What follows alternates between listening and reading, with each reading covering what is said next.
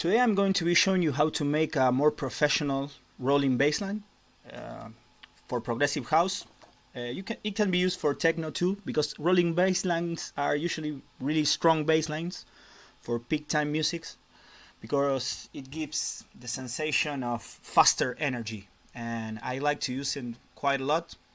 The thing is that I always struggle with the same thing. Every time I try to do a rolling bassline, it gets boring very quickly because of the pattern. So I have to figure out how to make it more interesting. And I think we're going to use a couple of bases for making it more interesting. The first thing we're going to do, we're going to load an instance of Anna, which is a synth I'm using quite a lot, but really you can pick any synth you like and play with the filters. So we're going to draw a simple rolling bassline with octaves like this. Maybe play a little bit with the velocities, and then we're gonna go to the VST and we're gonna pick, for this example I picked this bass, which is this 80 attack bass, which is really cool, and I'm gonna play this. As you can see, this doesn't sound really good, so I'm going to start playing a little bit with the filters. So maybe change the envelope.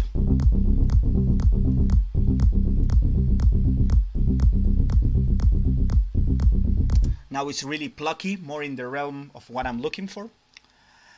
And to give it a little more interest, I'm gonna do some automation of the filter. So I am going to configure and then click the cutoff, and now I can start playing with this.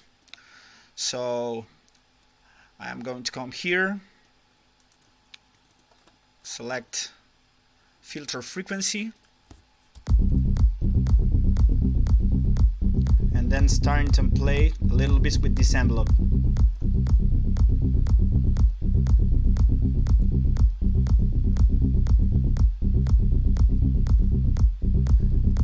So start giving a little movement to the bass.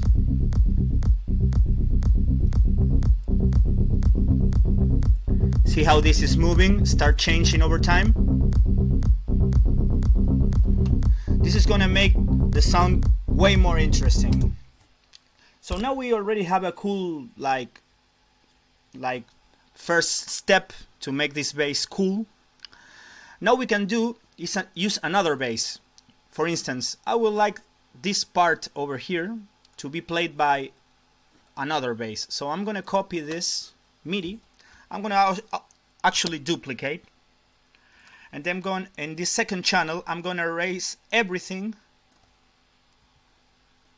Deselect with the 0 button.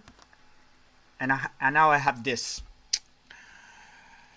So I can go to the other bass, and this part I am going to erase. So now this won't be overlapping. This whole thing will be played by this bass, and this whole other thing is going to be played by another bass. So now the only thing I have to do is switch the bass to another bass. I want to search for the bass presets. This is really cool. See, any bass you use, it will be very cool, because now this bass, I can start filtering it.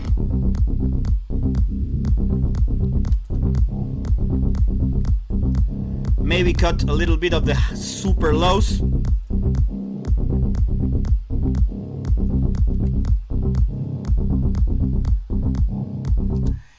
This is only a technique. You can use 3, 4, any layers you want, and the results will be a lot more interesting than just playing with a simple line of bass. So now you can see it pretty much in context in here with some tops.